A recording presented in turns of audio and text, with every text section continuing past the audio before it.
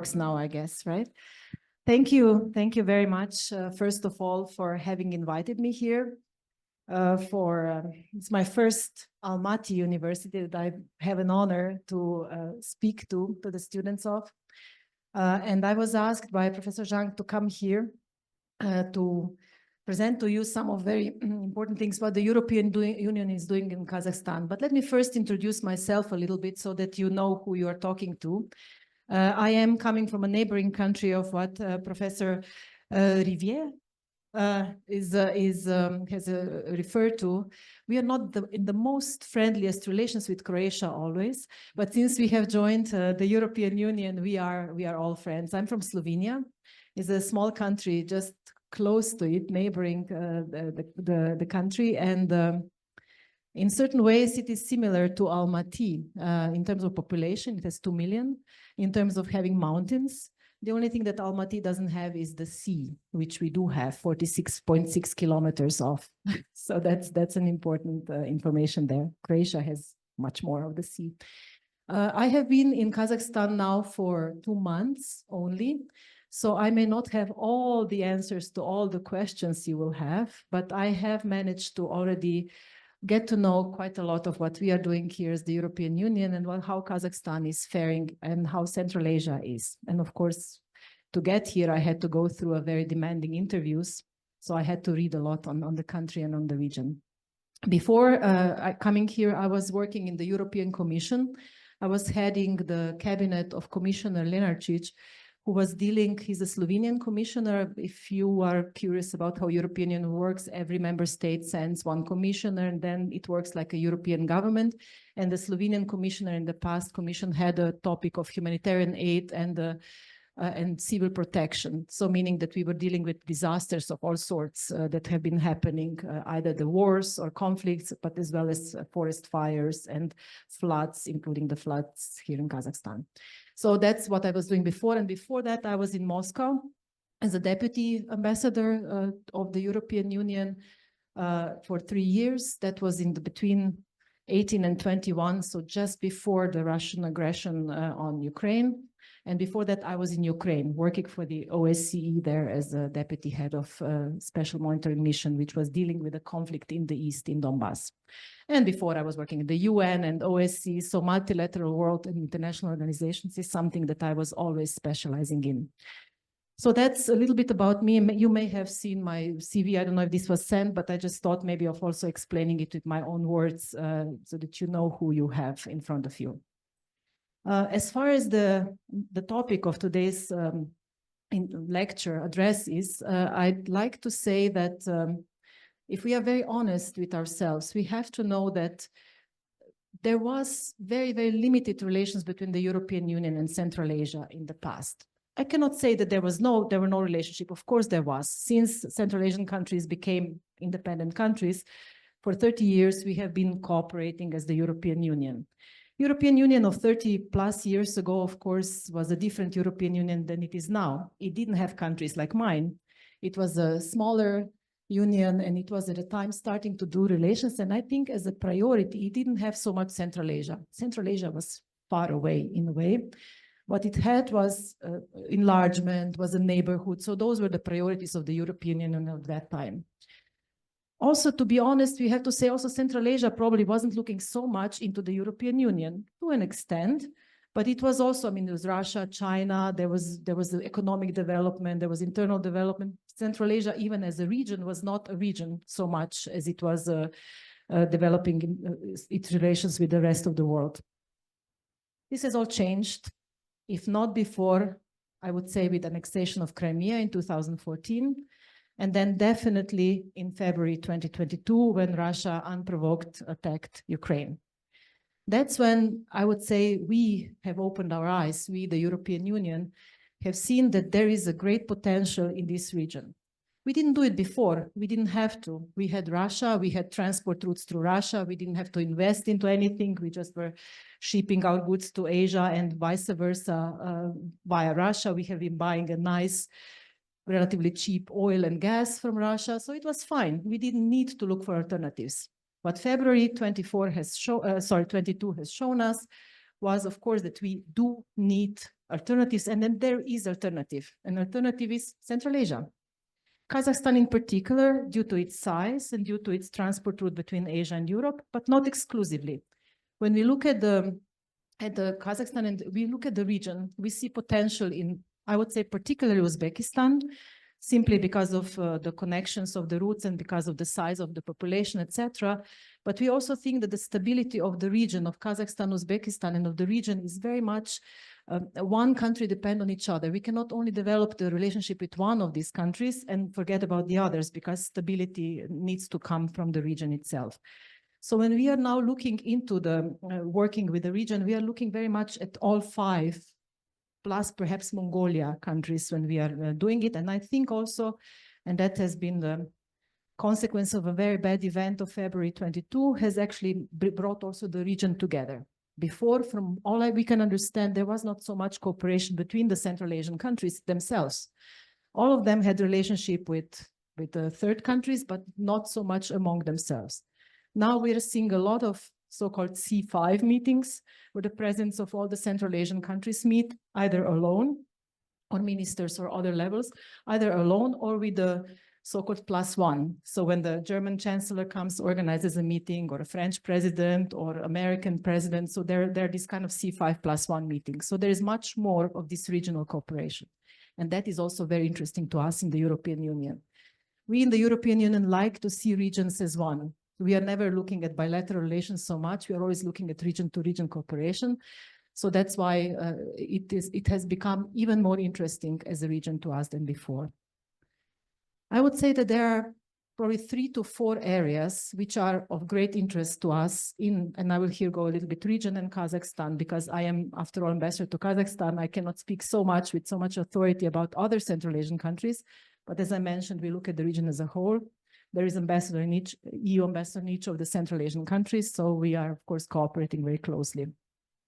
So as I said, 3 to 4 areas where we are working together on. First one, connectivity. And when I talk about connectivity, I talk about transport and I talk about the people-to-people contacts. Those are the 2 big topics I'd like to go into. Second topic, trade. Trade, investments. This is the second area that the European Union, European companies are working on and dealing with. Third area, green. Everything that has to do with green agenda, environment, water, all these other elements. So this is a big topic we are working on and we have interest in. And the fourth, a bit less on cooperation, but more of something we must work together, is a peace and security. So those would be the 4 areas that I'd like to maybe go a little bit more in detail of now when I'm speaking about it.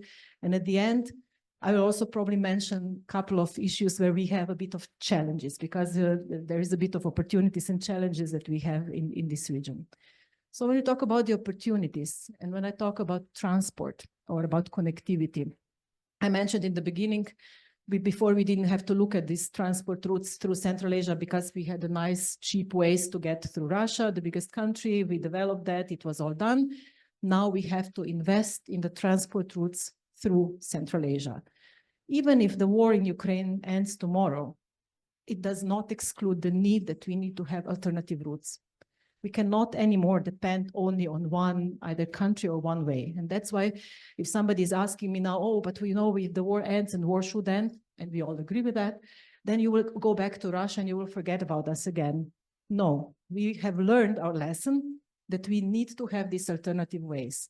And that's why we are investing in something that here in Kazakhstan is called often middle corridor. We call it Trans-Caspian Transport Corridor. And we see a little bit of difference between calling it only middle corridor, because middle corridor has this connotation. There is a northern, there is middle, and there is a southern corridor.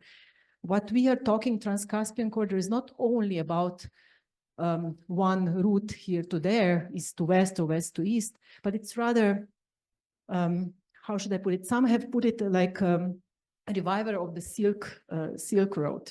And as we all know, Silk Road does not mean just one road from one point to another. It was a web of different roads and different transport ways. When I was coming here, or way before I was coming here, I'm talking about 15 years ago, I really wanted to visit this Silk Road. I was convinced this is like one way, you know, one road. Of course, it wasn't the railway at the time, back in time. But then I was told that's not it. You know, you can go to Samarkand, you can go here. There is always something that is Silk Road. So that's what we are now looking at. We're looking at a web of different roads, different paths, different relations that come to that. And that's why many call it like renaissance or revival of the Silk Road. We are not, when we talk about transport and the European Union, we are unlike maybe China, who is a big partner, of course, with One Belt, One Road. Some also say, are you trying to compete with China? It's not about, of course, there's competition, there's always competition, but it's not about competition only. We cannot build, we are not as the European Union equipped to have big building projects. We are having banks who are who are giving loans to different infrastructure projects. We are also having our companies being involved in the building, but it's not like we have big billion investments that we are then throwing into building infrastructure.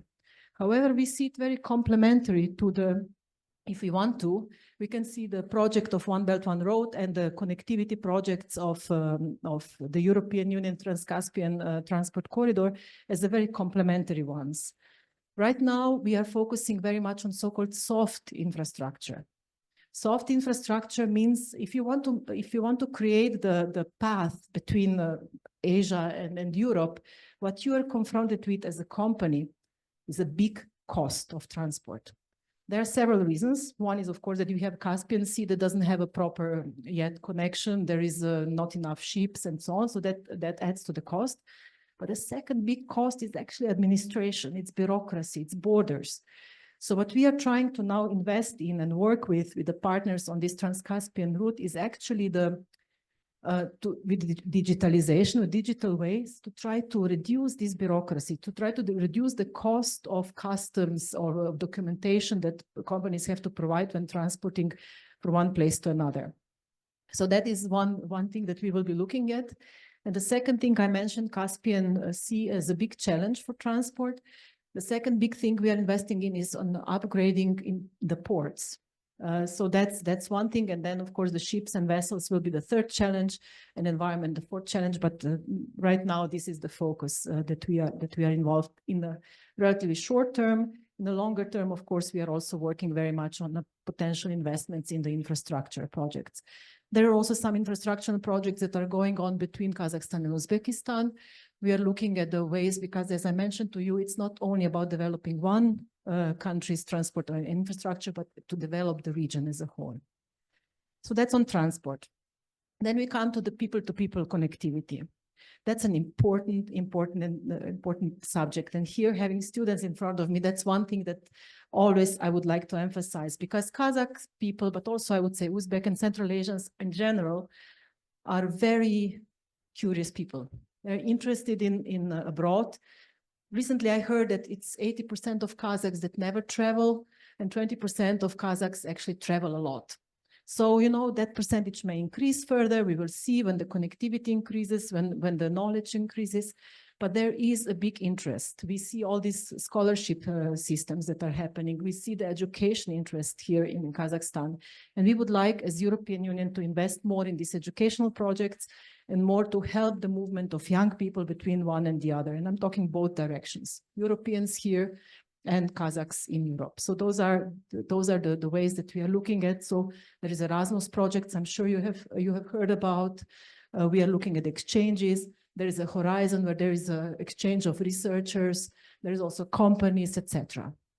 There is one big topic that I always get asked, so I'm going to prejudge this question potentially, visas. If you want to talk about the connectivity, one thing that of course you have to ensure is that there is a travel that is without as many obstacles as possible. And visa, Schengen visa for the European countries is a big obstacle in traveling. And we all know it, it's a costly, it's sometimes a high, the procedure that takes some time, etc.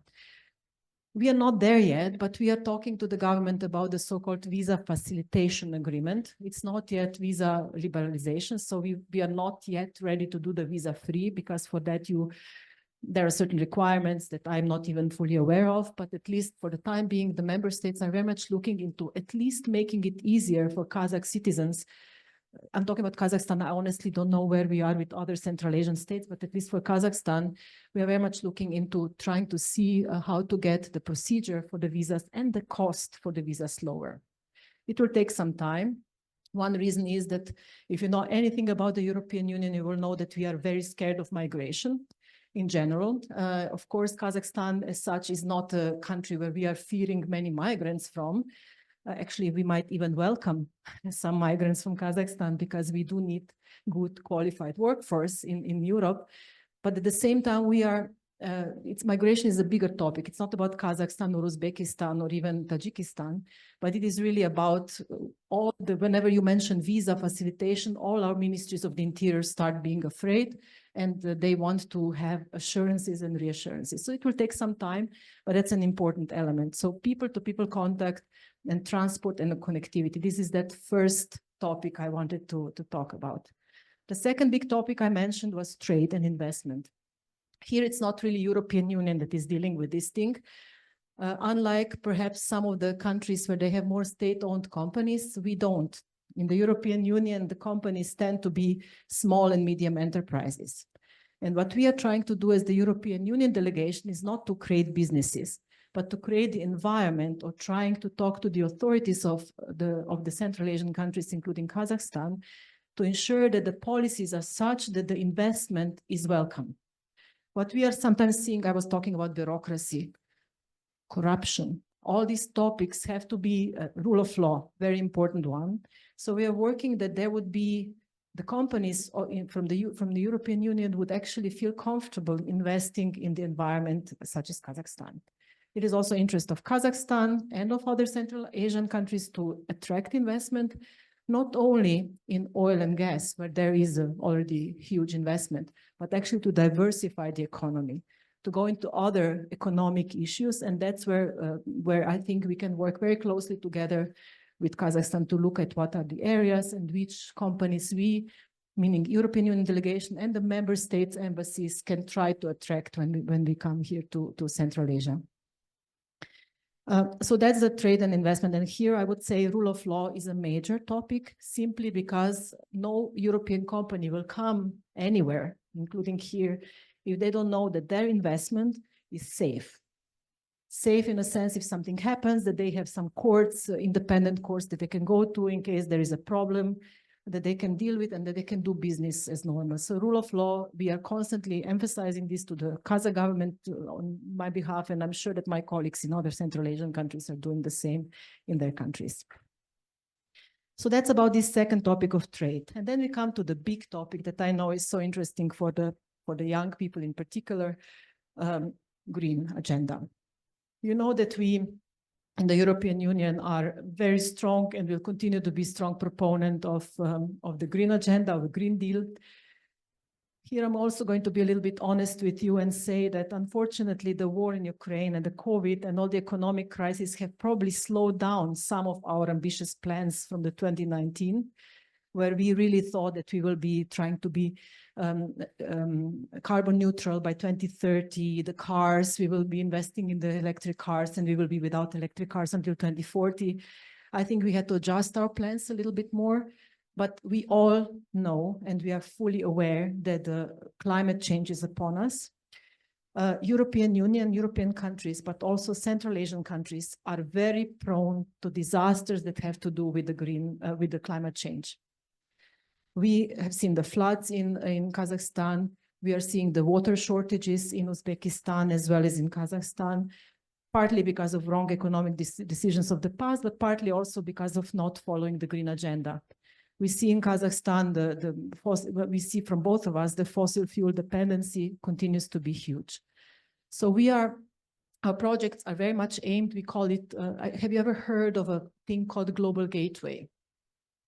So Global Gateway is a big program that the European Union has. Okay, I'm going to tell you the number, but don't think that this is going to be a share of it. We are talking about the 300 billion investment on the Global Gateway in different projects and different activities. One of them being also green, so-called Team Europe initiative on green agenda. also here in Kazakhstan. This does mean 300 billion. Okay, now we have so and so many countries in the world, and we're going to divide these billions nicely into nice little pieces. That's not the case.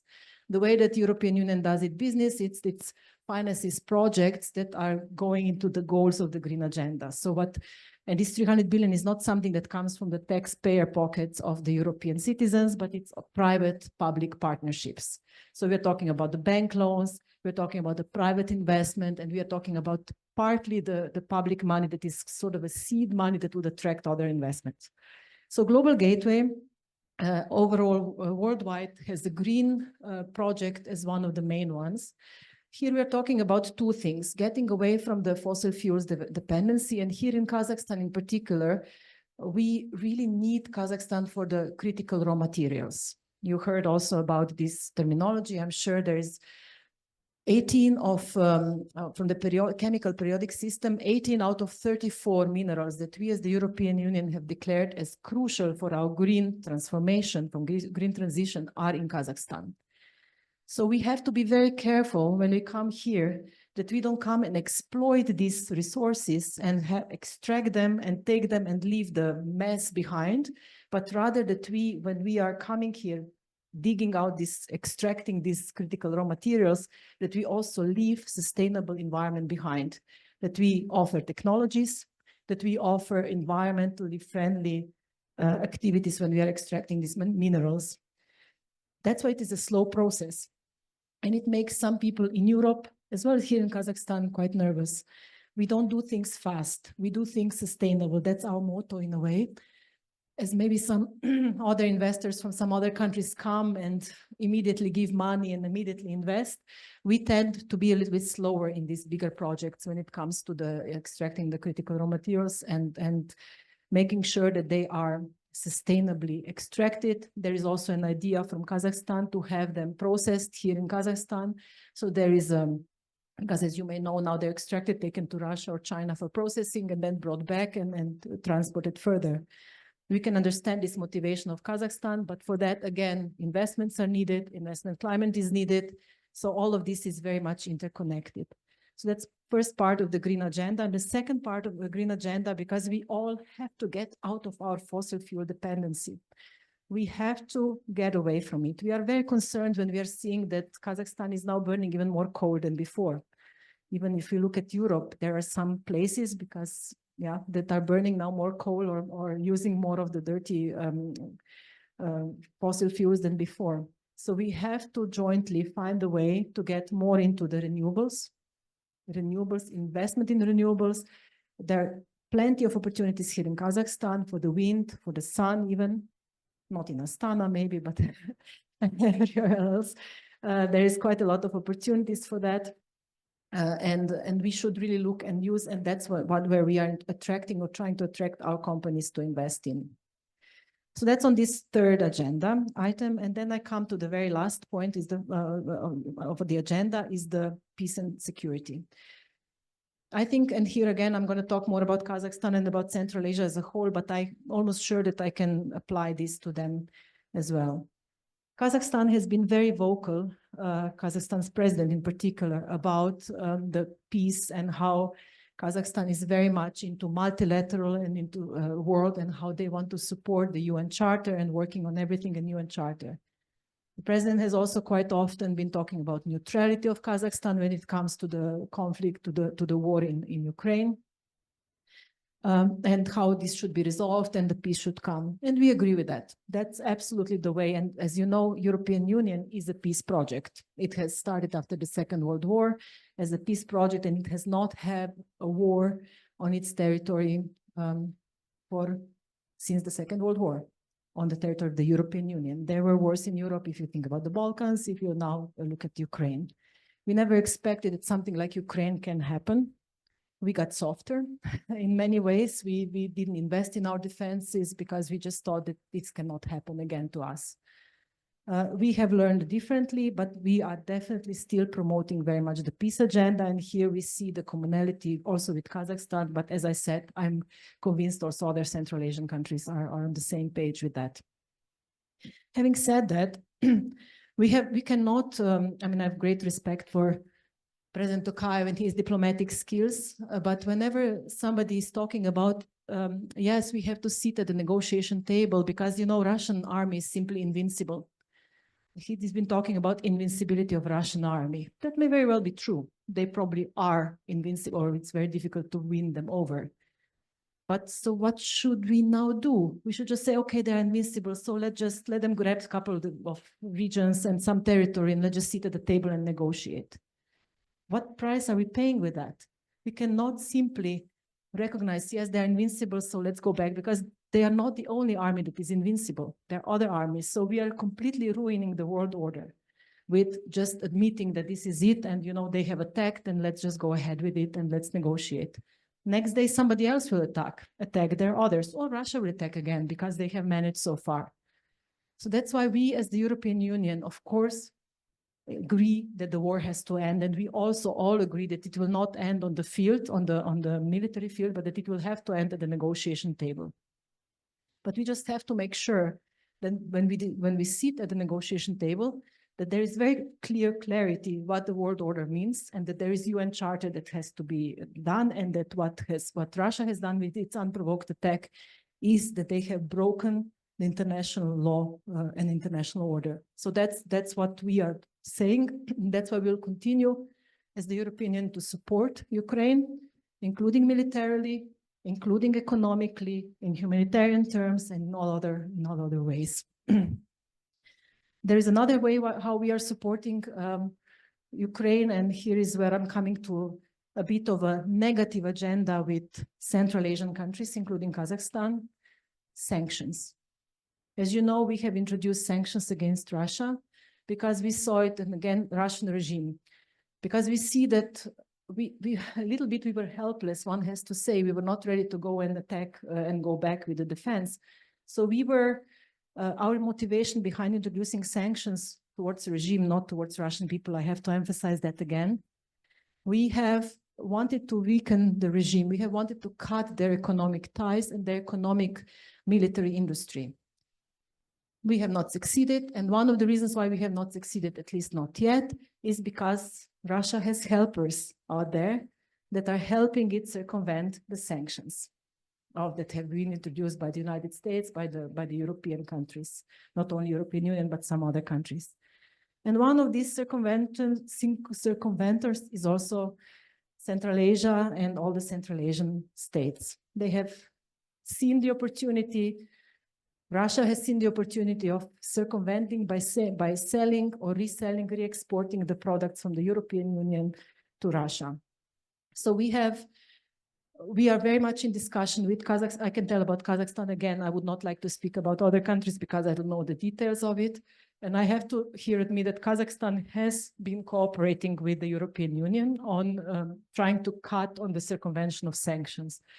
So what we cannot insist that Kazakhstan does not export its own production to Russia. I mean, that's not our task, because we simply, I mean, they are not the ones who introduce sanctions, so they can still produce things here and sell them to Russia or to any other country.